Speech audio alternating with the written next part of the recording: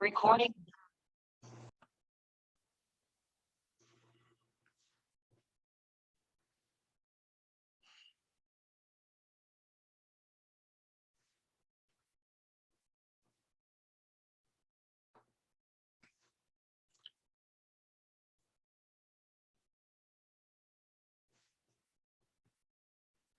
Welcome in, everyone.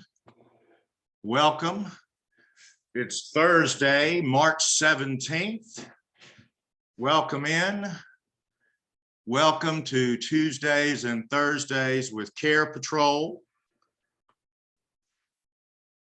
Today, we are discussing self-talk, self-care. I hope this is a topic that has value for you and resonates with you in your personal life and your professional life and your work life. We'll go ahead and move into a little housekeeping as people are joining us. So those of you who've been, thank you. Good afternoon, Mrs. Taylor, Earlene Taylor, to everyone. Housekeeping, as you all know, you're muted.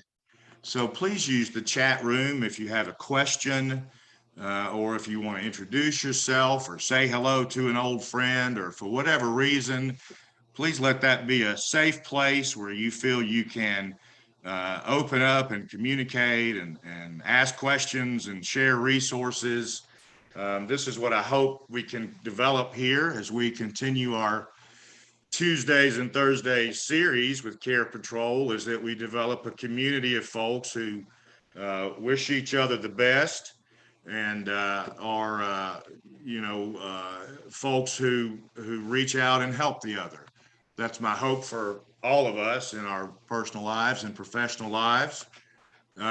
So today we're discussing self-talk, self-care. Questions can be asked in the chat room, and evaluations are due by 5 o'clock today. Those of you who've been with us before know that this is a live CEU, excuse me. It's approved by the Alabama State Board of Nursing, also approved by the, can y'all hear me, everyone? Also approved by the boards of social work to credential and provide CEUs.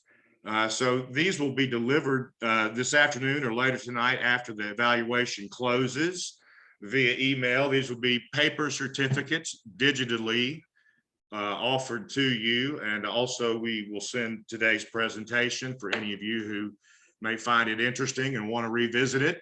So again, evaluation is due by 5 o'clock. I know there are several of you on the phone, and as I always do, I will read the address for you for SurveyMonkey, which is necessary for you to complete the evaluation, which is necessary for you to receive the CEU. And that address is https://www.surveymonkey.com/563WWZ as in zoo 5.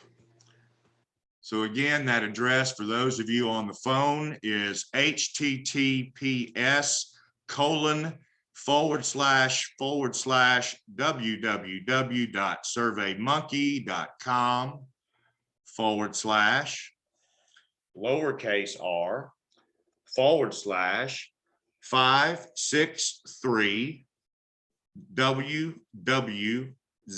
as in zoo 5.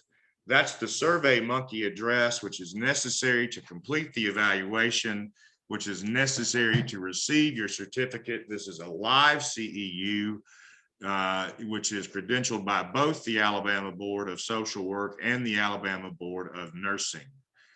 So those of you in both skills are, covered in terms of this CEU information. As I think we've got many of our folks in who are coming in, it's now about 5, almost 5 after. We'll get started with today's presentation, which again No, ma'am. Ms. Reed, you did not miss the code word. The code word we give later in the presentation. You may know this, but in order for this to be a credentialed certificate for you, you have to be present for 40 of the 55 minutes. And in order to assure the state boards that you in fact were present and did listen to the entire presentation, we wait to give the code word later in the presentation, about 40 minutes in, if I time it correctly. So we will give that code word later. What I've given today is the address, which it looks like, Ms. Reed, Emily, that you are on Zoom. So I think you can see it. So I won't give it again, but I will get started. And thank you for using the chat room, by the way, Emily. Today's topic is self-talk, self-care.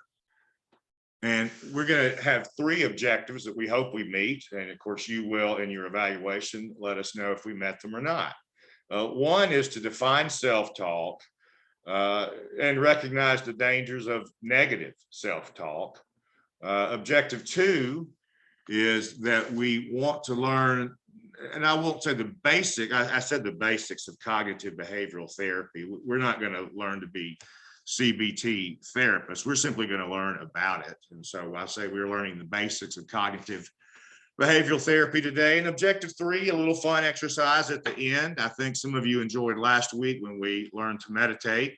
So today we're going to learn to create our own mantra, and we'll discuss that in greater length as we get into the presentation of self-talk, self-care. This is Tuesday, March 17th. St. Patrick's Day. I hope it is a glorious day where you are. It is beautiful here, 65 degrees. It seems we're always blessed with such good weather on these days. Spring is springing and sprung. The robins are mating. The bulbs are coming up. The hydrangeas and camellias and azaleas are starting to bloom or blooming. It's a beautiful day, and I'm glad you've shared it with me. Thank you for doing so. Let's get going. Here we go. So self-talk, I think you all intuitively know what self-talk is. There's probably little need for us to define it, but let's just say that what we know to be our self-talk is this inner voice. You probably have an inner voice now that's running in your head concurrently with my voice. And it could be, you know, naming all sorts of things. It's our inner voice, our self-talk, and it combines both our conscious beliefs and our unconscious but closely held beliefs and biases. And what it really does, self-talk, it allows us a way to filter the overwhelming mass of stimuli that are coming at each of us at this moment and all day, every day. Our self-talk, in a way, lets us put those pieces of stimuli into certain boxes, or, you know, things that we can identify, that we can discuss, we can understand, we can relate to, we know what to do. This is what our self-talk really intends to do, is to provide us a path or a way in which to interpret and properly interpret the world around us. And you know, self-talk by its nature can do just that. It can be cheerful and buoyant and lift you up, or it can veer towards the negative, which I think for many of us, if not all of us, our self-talk does in some way veer negative at times. You know, there are some people that can credit their success to negative self-talk because they have a strong inner voice. You might think in this case of an athlete, for example. The basketball tournament starts today, I believe. So you might think of someone who is a defender in basketball who might make a statement like, I'm not going to let this guy get past me or score on me or whatever. So that's a negative statement, but it's a declarative statement, and it's a motivating statement for that person. So it's not to say that negative self-talk always has negative outcome. For some people it doesn't, but it's just to note that we can have a controlling factor of our activity with that self-talk, be it negative or positive. So the danger, though, of negative self-talk is that it does not reflect most of the time, reality. And people in their negative self-talk, in the pathways in the brain that self-talk delivers, they begin to perceive reality in a way that is not necessarily true for them. They might believe wrongly that they're simply not good enough, or that they can't get better, or that they can improve. They may be paralyzed by their negative self-talk. This is the danger of it, is the paralyzation. And what that does then typically is causes people to become more introverted, less involved in the world. And that allows this festering negative self-talk just to grow and build and grow. And so, that is the danger, or one of the dangers of many, of negative self-talk. So we know we have negative self-talk. I think we do. If each of us search ourselves, we know that we have negative self-talk. But we also know that we can make self-talk work for us. So how do we do that? Because we know that when we focus on elements where we thrive in our mental pictures and not simply get by, then that gives us both more confidence and stronger motivation to achieve goals. If you can hear my dog barking, I apologize. She's chosen this moment to bark at the wind. We also know that positive self-talk can promote happiness. So if we're telling ourselves good things about ourselves, we're going to have more joy in our lives, and more joy allows us more moments of happiness.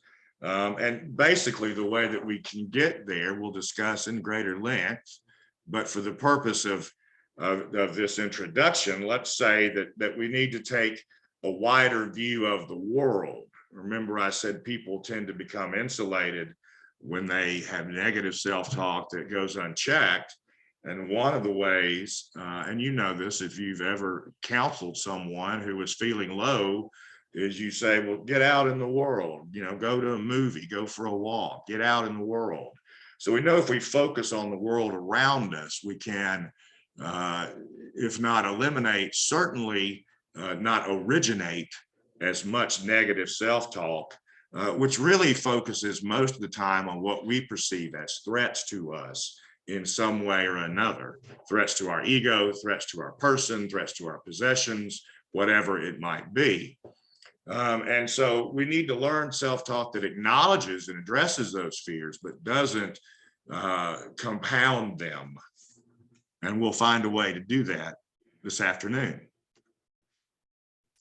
So again, if you want to make self-talk work for you, because self-talk can so often veer negative and back to the past examples where we feel that we were somehow deficient because of some sort of outcome that we anticipated and were disappointed not to achieve, or whatever it might be, we then begin to focus on the future events that meet those similar criteria as having also a disappointing outcome.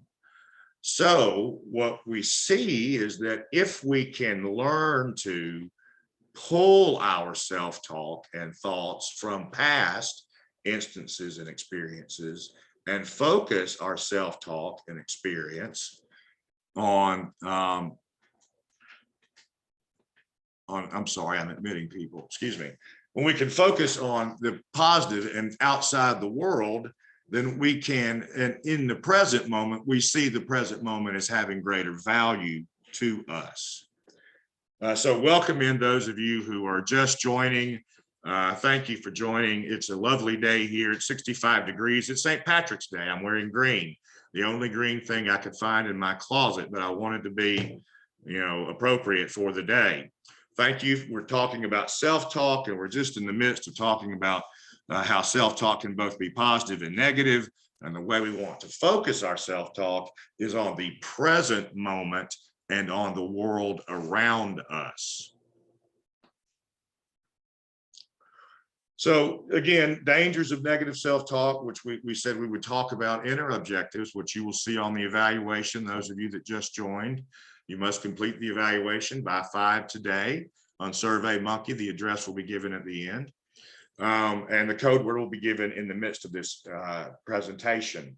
People with depression and anxiety frequently exhibit and experience negative self-talk.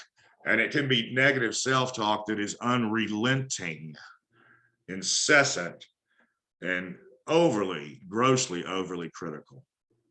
And in this spiral of negativity, the self-talk grows in power and strength and in frequency. And, sometimes we find that we can curtail this behavior through our actions. Other times we find that we may need guidance from someone else. And in this case, a professional counselor.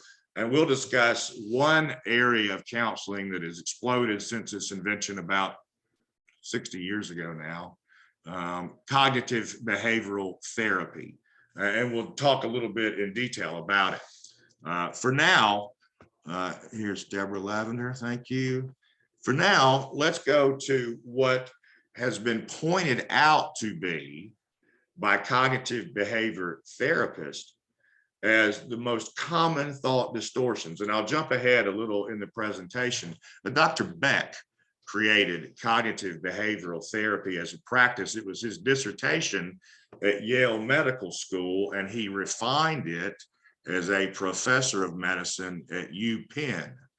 And essentially what cognitive behavioral therapy does is he recognized in his practice as a therapist that many of his depressed patients had come to their negative thoughts through errant paths. In other words, the things they thought about themselves weren't true. He began to notice these and write them down and began to see a pattern that related directly between someone's depression and their negative self-talk.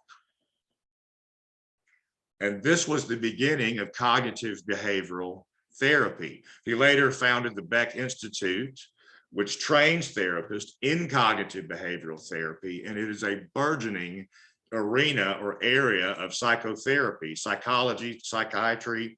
Cognitive behavioral therapy is almost a standard by which, it is a standard. It's a standard of practice. But Dr. Beck, in writing down the things that were most common thought distortions through negative self-talk, he came up with these. And I think if we read through them and discuss them for a minute, you may see some of these areas in your own life, and it may help you, or it may help you see something in a partner or a child or a loved one, a friend, that may help you understand them better and or may help you work through that with them. So all or nothing and black and white thinking. My wife accuses me of this, and I think with good reason. So it's you take some event in life, let's say it's a disappointing event, and you say, instead of saying, gosh, I didn't do what I'd hoped to do at that one event, you say, God, I was terrible at that. I'm going to be terrible at the next one. It's all or nothing. It wasn't that you simply had an off day, it's that you will never have a good day, in other words. And then there's overgeneralization, which is similar. It's applying one situation to others. So for example, if you had a student and she got a C on a test, she might, if she were using an overgeneralization, assume that she's not a good student, instead of just realizing, hey, I made a C on one test. See, so that's overgeneralization. The mental filter is when someone focuses on the negative detail in an otherwise good experience. And so this would be a decidedly pessimistic view of the world. If you, in each experience, find the negative and discount all the positives around it, then you are sort of doomed to have a pessimistic worldview, and things will not meet your expectations. There's jumping to conclusions or catastrophizing, and this is just almost sort of like emotional reasoning, in that you use an emotional state or jumping to a conclusion based on facts which actually are not facts, or the facts do not substantiate your belief. I'll tell you what I think is a humorous story about my wife, who is, if I'm all or nothing, she's jumping to conclusions. So we, many years ago, had a woman who would sit our dogs when we were out of town. We went to the beach for a few days and left the dogs there. Her name, and I think I can say this because there's no HIPAA thing, she's not a patient, she's a dog sitter and it's public information. Her name was Robin Collins. So we get to the door, and usually there are 30 or 40 dogs on the premise. So they're in the cages, they're in the front cage, they're running in the front yard, you can hear them barking in the house. We pull up and it's eerily quiet at Robin Collins' house. There are no dogs in the front yard, there are no dogs in the holding pen. There don't appear to be any dogs barking, we can't hear them. We knock on the door and no one comes. We wait. And as we wait, we're on the front porch. There is the faint odor of something that has died. I'm thinking a mouse, in the recent past. So we're there, no one answers the door. There's the smell of something dead. We leave the dogs in the pen. And by the time we get to the beach, my wife has decided that Robin Collins' fiance, who lives with her, has killed her. She's in the basement. That was the faint smell of death.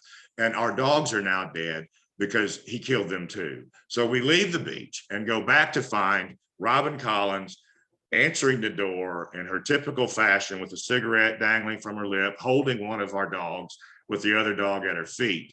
This was catastrophizing, and it was concluding the worst when the worst is not substantiated by facts. And my wife, I will have to ask her forgiveness for telling this, what I think is funny story on her jumping to conclusions.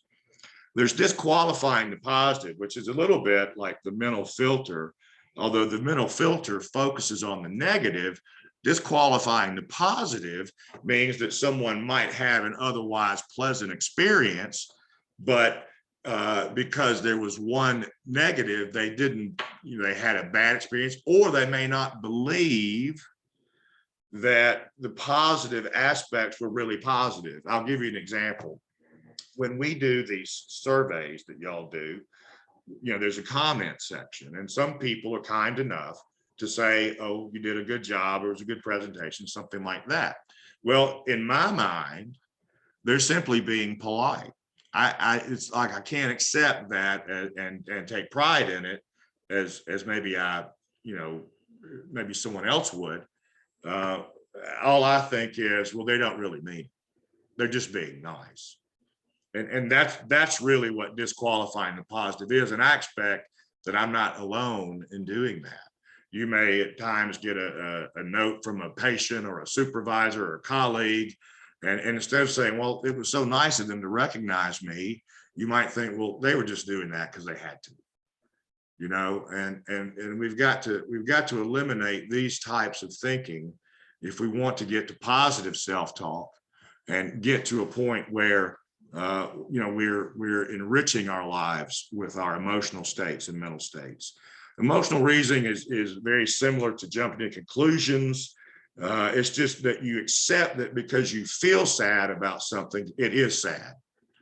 So you might be at an event or someone's get together, and because you're sad, everything seems sad, even though everyone else there had a great time.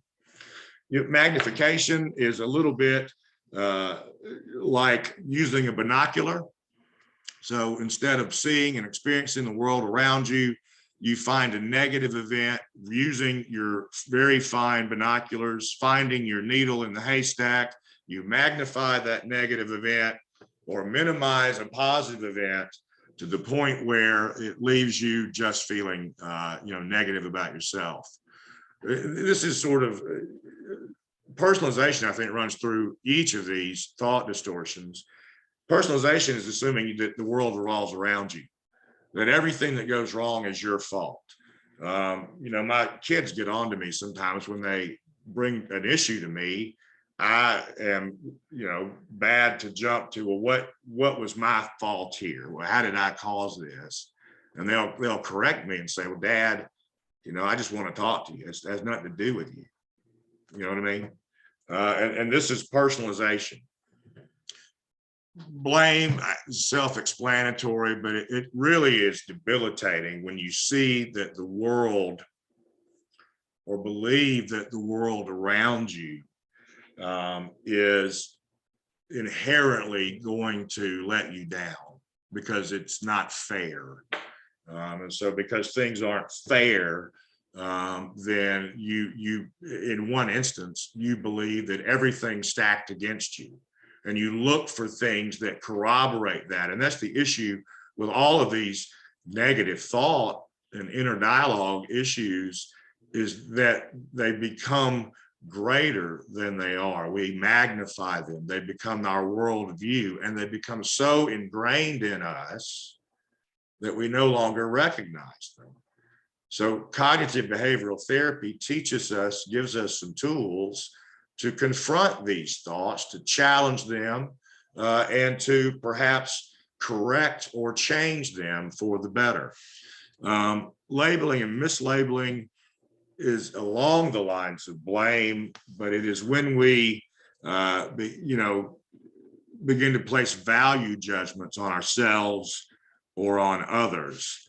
And so labeling and mislabeling can be particularly damaging to you if, for example, let's say that you're a waiter and someone comes in, an older person, and leaves you what you consider to be not a good tip.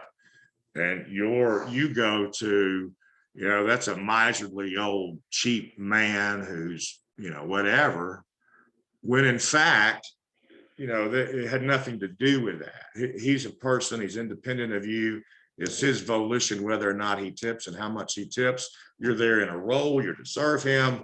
And you're all, you see what I'm getting at is, if you begin to label this person, you begin to distance yourself from them, you lose your humanity with them, and it enables you to discount what they're saying.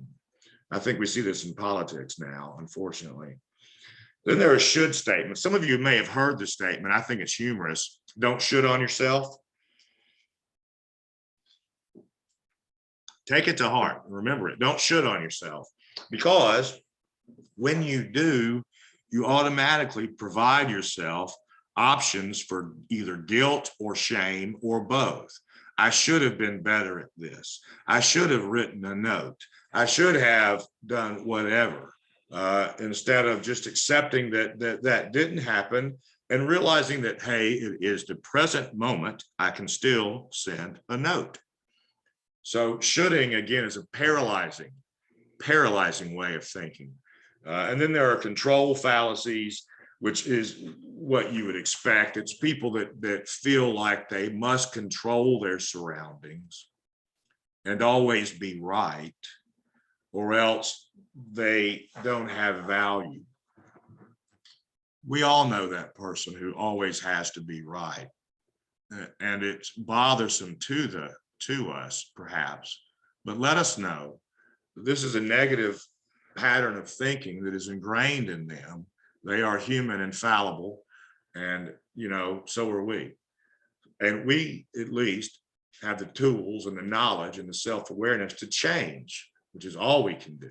We can only change ourselves. So Dr. Beck and his colleague, Dr. Burns, created these common thought distortions as they were developing, or as Dr. Beck was developing cognitive behavioral therapy. And one of the tenets of it is that to stop beating yourself up using one of these or a few other negative thought distortions, it's important to distance yourself from your inner critic. Research, in fact, shows that if we can address that inner critic or redirect that inner critic, instead of saying you or I, to say second person, he, or even your own name. If you will use your own name or use the third person, in your self-talk, research shows that you are able to distance yourself from any negative emotion or tie-in, and able then to be more free to address whatever issue. You know, one of the things that we find is that when we have negative thoughts, they create stressors in us, negative physiological reactions and non-adaptive stress responses. And one way that this affects us is cognitively. It affects our ability to, understand ideas, concepts, patterns, steps, etc., as well as our creativity in using those. So we want to find this new inner voice, this third person, our own name, who seeks, notices, and focuses on the good things in ourselves, which is easier to do in the third person. Research shows, however sort of awkward that may be at first. Reframing the negative self-talk is the way to approach it from a cognitive behavioral therapy standpoint. And one example would be someone who's worried about their body, their physical appearance. And when that negative self-talk comes in, like, oh, I shouldn't eat that, I can't wear that, or whatever it might be, I don't know. You just have to challenge that. Everyone, I'm fat in these jeans. My wife says that. You have to challenge that.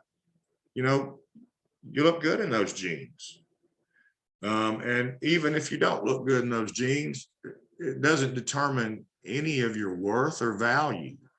It's unrelated to you, other than it is the body that houses you. Or you might say something a little less esoteric, like, I may look big in these jeans, but these big legs move me through the world and give me experience, and I'm grateful for that ability. And in free framing and challenging our thoughts in that way, allow us to move forward instead of being held back and paralyzed by this, oh God, I can't leave the house because I look bad in these jeans. So you may have asked, how do we reframe? What's the process by which we do that?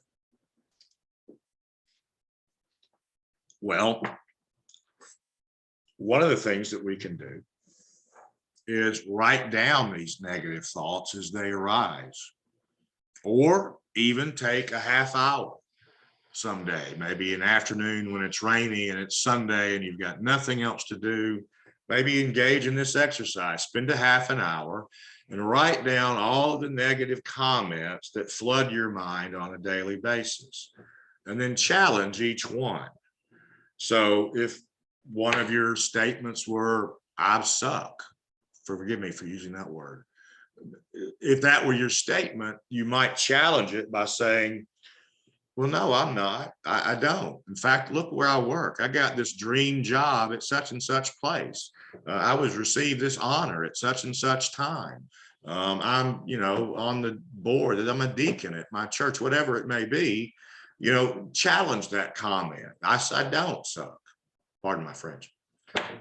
Make a personal greatest hits list. And this is the way that you gather the ammunition and the arsenal necessary to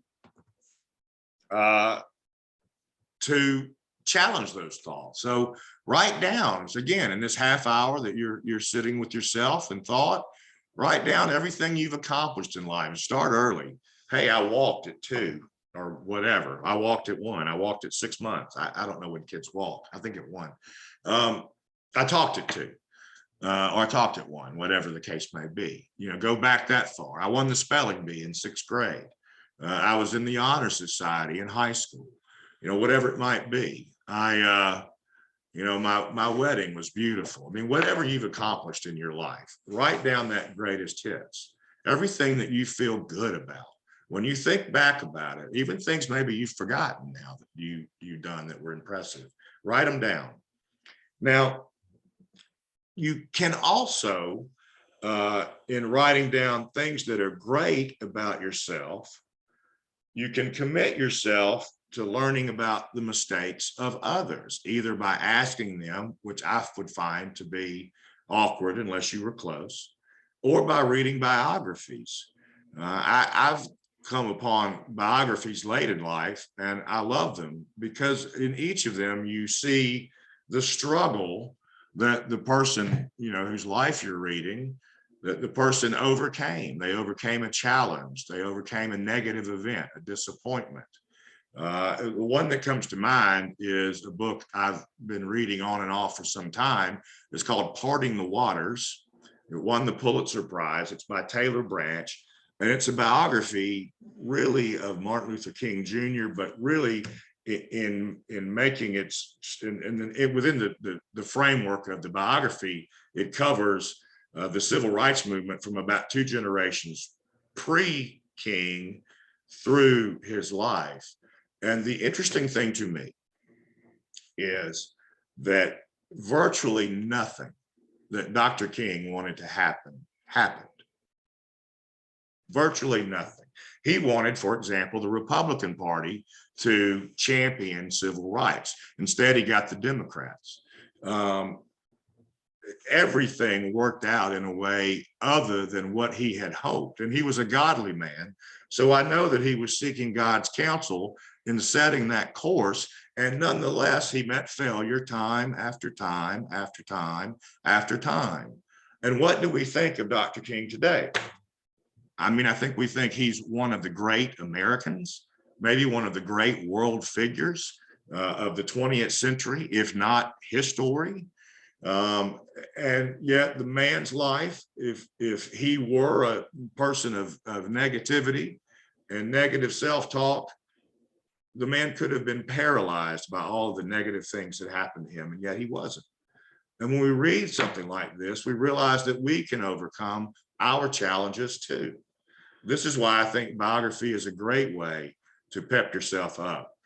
You might also seek help from someone. And this way, when you identify your negative thoughts and behaviors and actions, and when you seek to correct them, it may require a couple of things of you.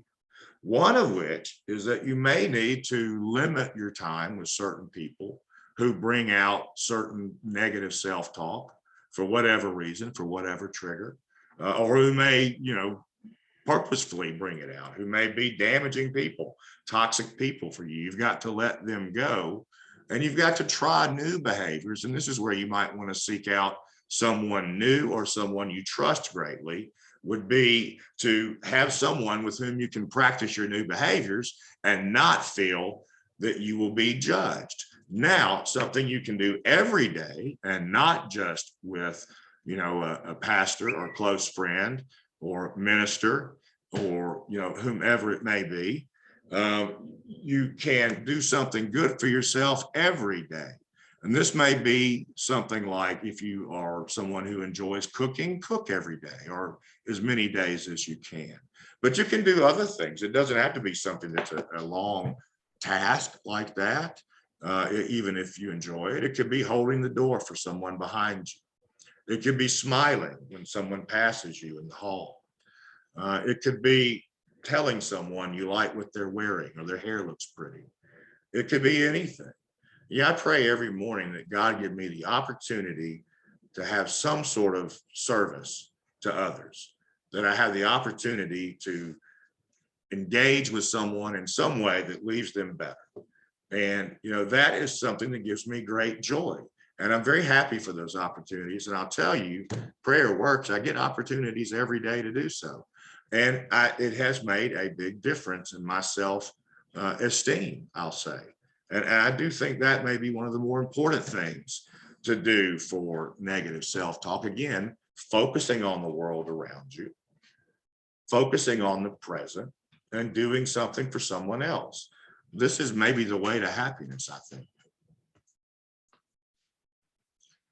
So here we've talked a little bit about Dr. Beck. It's interesting because in psychology, 101, you're taught that correlation does not equal causation.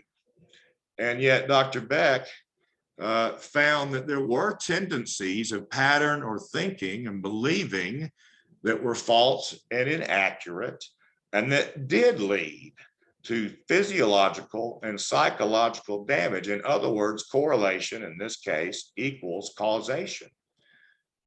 Cognitive distortions abound. We've just been through a number of common thought distortions. And when they abound, depression is likely. These are the people Dr. Beck was treating when he stumbled on the tenets of cognitive behavioral therapy.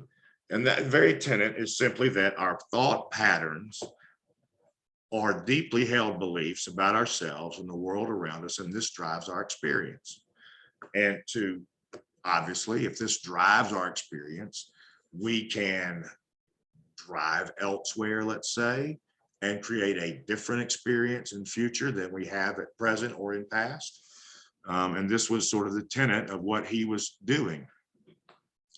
Cognitive behavioral therapy, his protege was Dr. Burns. You may know Dr. Burns more than Dr. Beck, because Dr. Burns has a fairly well-known TED Talk, which I've included a link for you here, and you'll receive this certification, this presentation with you when you get your certification. Dr. Burns, wrote a 4 million copy bestseller called The Feeling Good, and there's the Feeling Good Handbook. This is Feeling Good. I've had this book at some point in my life. You may have come across it as well. But it has, again, a correlation between depression and the triggers of depression that can be, in a sense, rerouted so that we accomplish both joy and self-esteem from those same triggers when we learn to refocus, challenge, and change them. Here at 40 minutes into our presentation is the CEU code word, which is also the password to get into the survey at SurveyMonkey. So when you go to the survey, you'll have to unlock it. The password is TALK, capital T-A-L-K. It's also the code word once you begin the presentation. So I will go ahead if I can type and talk. I don't know that I can, but I'll try it. Code word is TALK. Remember that, folks. It's the password as well as the code word. Here is a cognitive behavioral therapy exercise. It's called the automatic thought record. This is one of the tools that Dr. Burns and Dr. Beck developed. And I feel like this is sort of an expansion on the 6 steps we talked about just moments ago. This takes it to a maybe more profound, more detailed level. What we see here is that each time we have a thought, we want to write down the date and time. And this is probably something you would do in notes in your phone or on a scrap paper, maybe fill in a spreadsheet later if you have time. But you want to note the date and time and the situation you were in and what was happening around you when you had this negative thought. Then you write down the negative thought and you try and note all of the emotions that you felt when that thought originated. And then you look at those emotions and you rate them from 1 to 10, 1 being sort of the least and 10 being the most. You know, I was very angry. I was 10 angry at this time. I was 1 sad. Write down your emotions and number them. And then come up with an adaptive response. And what that means is that you want to ask yourself these questions. when you're coming up with your adaptive response, which challenges the negative thought, it also allows you to reframe the negative thought into a positive. You ask yourself these questions: what cognitive distortions was I employing when I had this negative thought and this emotion? For example, was I personalizing something? Did I pass someone in the hall who frowned and I immediately thought that the frown was directed at me, versus just that the person was frowning for no reason or a reason unrelated? So what distortion were you employing? What cognitive distortion? In that case, it would be personalization. What's the evidence that the automatic thought was true? The person was frowning. What evidence is there that the person was frowning at me? Okay. And what if there is evidence in your mind that the person was, well, the person looked at me, glanced at me, and then immediately frowned, then you ask yourself, well, what's the truth of that? You know, if that was true, was it still, does that mean it was directed at you? And then you've thought about maybe the worst that could happen. This person who frowned at me somehow has a position of authority or power who can damage me, threaten me. And what's the best that could happen? The best could happen is that the person frowned because they remembered they were late for lunch. They got in their car and made their lunch date. That's the best that could happen. And what's the most realistic scenario? I don't know. In that case, it's just that someone frowned for no reason, unrelated to me. And then finally, you consider the outcome. And now that if you believe the automatic thought that you've just come up with as an adaptive response, rate your belief in it. So whatever so again, we're going to come through the writing down the negative thought that arises, the time and situation, and the emotions we felt. And we're going to see what emotion was most poignant. Which one did we feel most? How might that emotion relate to a cognitive distortion? I was personalizing, I was doing all or nothing thinking, I was labeling, whatever it may be, and then come up with your response to that. And then say, okay, do I believe that response? Over time, this will be a very healthy and helpful exercise for you, because it will help you capture, again, I said early in the presentation, most of us have incorporated these negative thoughts into our thinking patterns so that they now to us are many times invisible. But if we begin to capture them and write them down, we identify them, we name them, we reframe them, and hopefully we release ourselves from the moniker and the burden and the yoke of that negative thought. So along those lines, we want to do a decatastrophizing therapy exercise. This would be appropriate for those people who jump to the conclusion that everything is going wrong because one thing didn't work. So if you will write down the thing you're worried about in decatastrophizing, which is a hard word to say it 3 times. If you will write down the thought, answer the question to yourself, well, what are you worried about? I had this negative self-thought that's arising in my mind. What must I be worried about?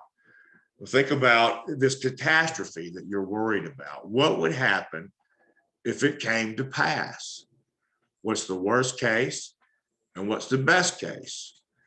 And you would come up with this by saying, well, okay, I've been in this situation before. And so with an educated guess, this is likely or not likely to happen.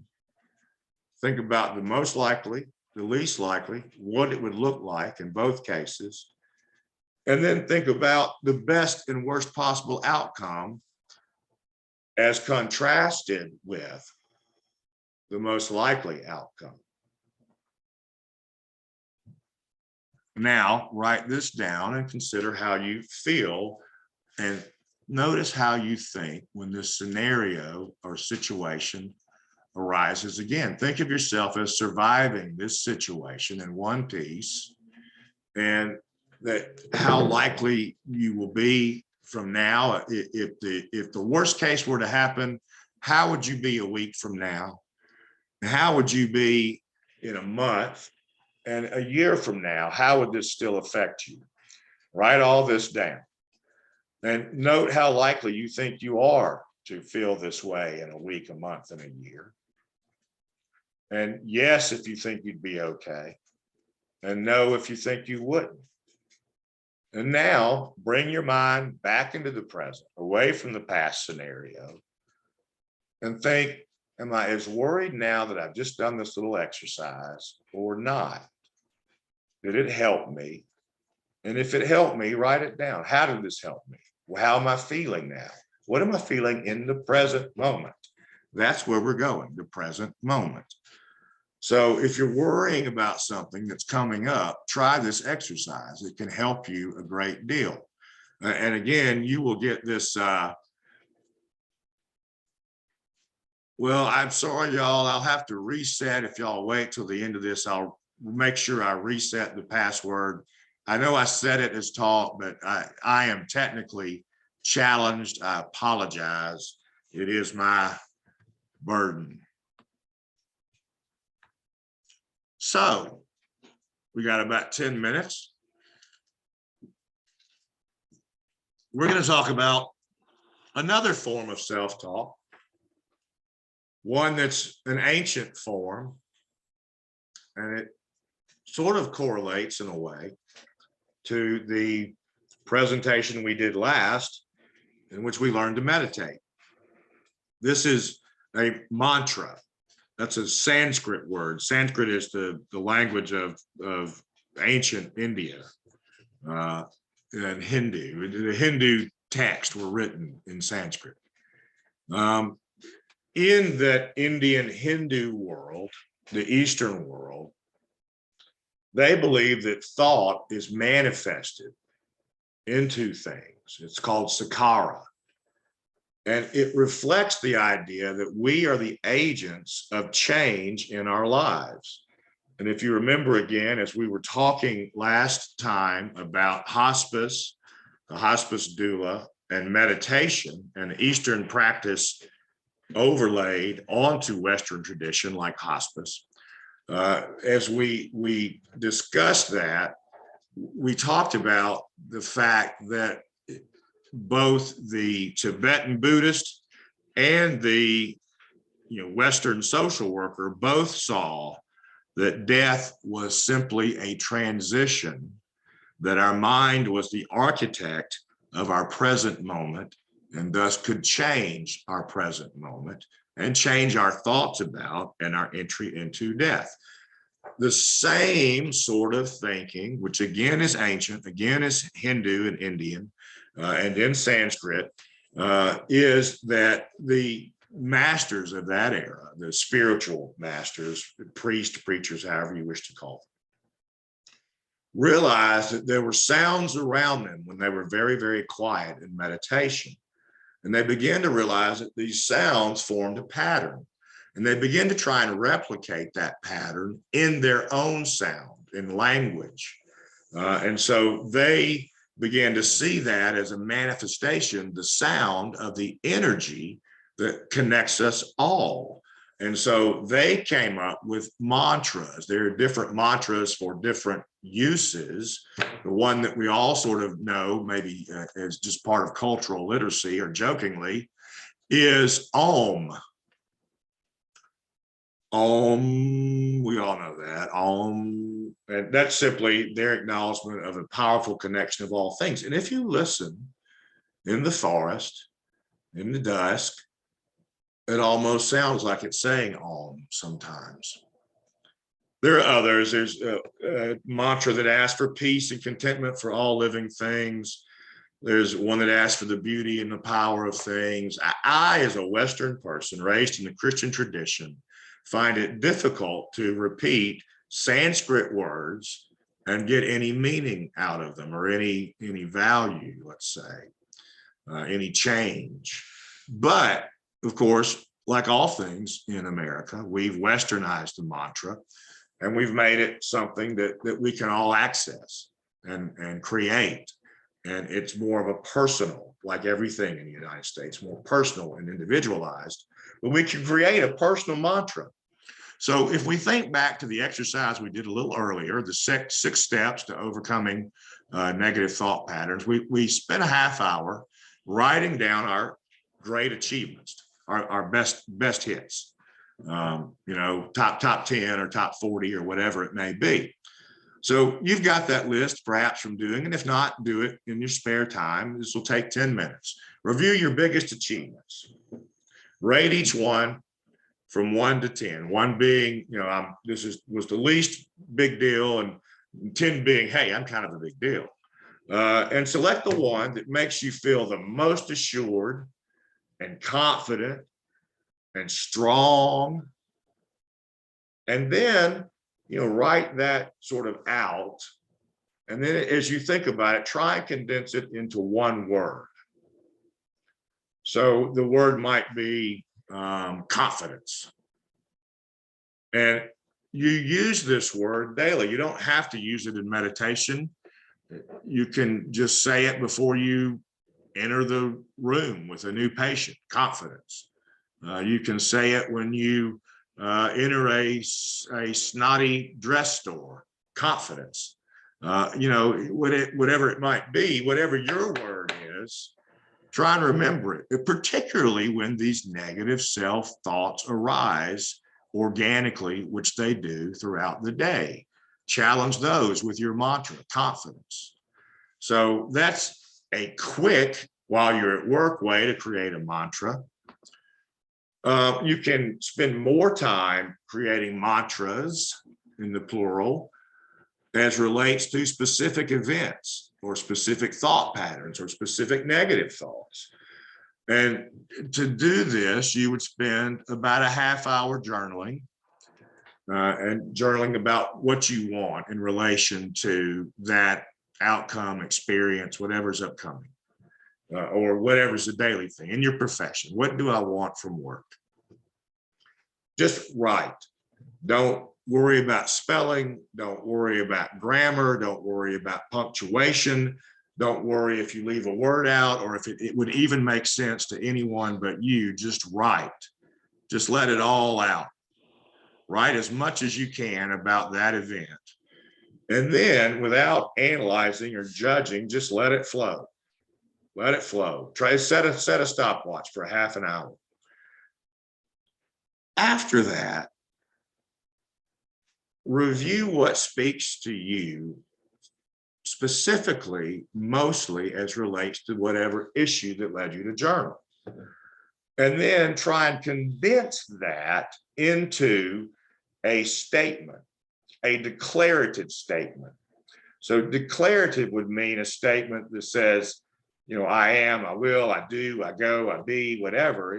It's a positive, declarative, I will do this. I am doing this. I do this. It is less effective, generally speaking.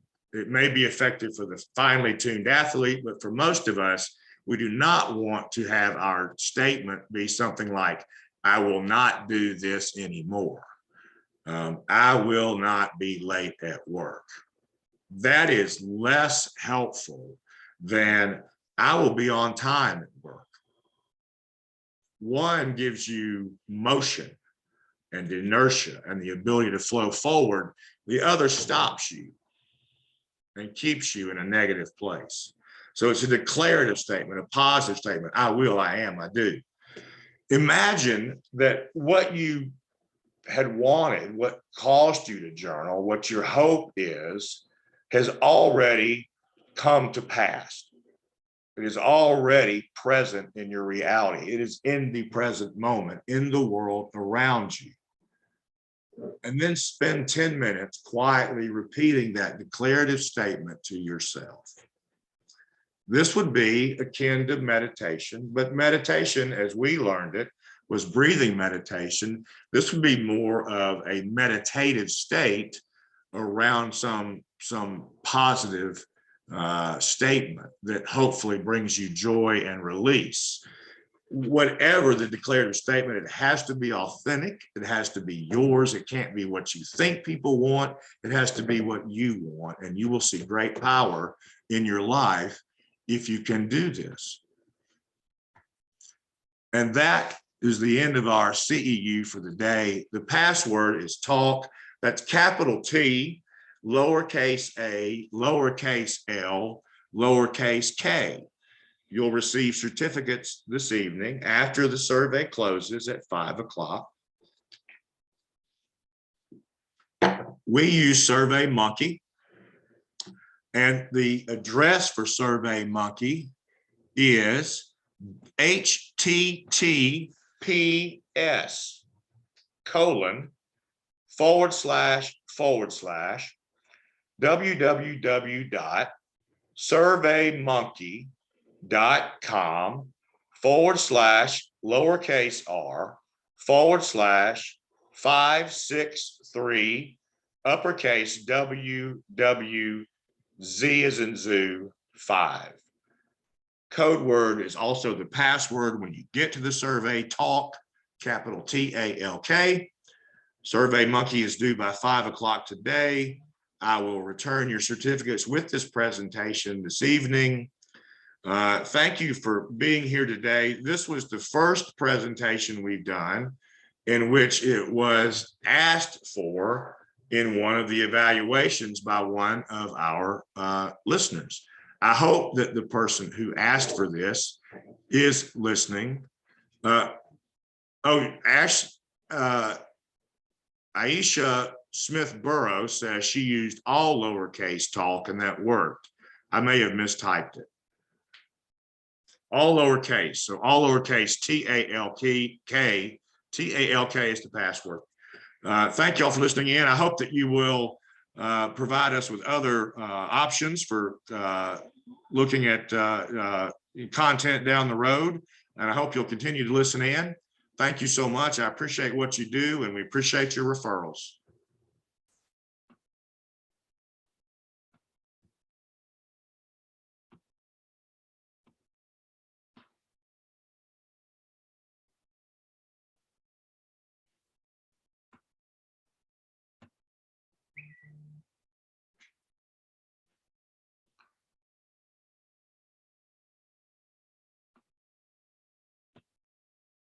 Well, y'all, I'm trying to end it and I can't. I don't mean to be silent. If you can hear me, thank you for listening in today.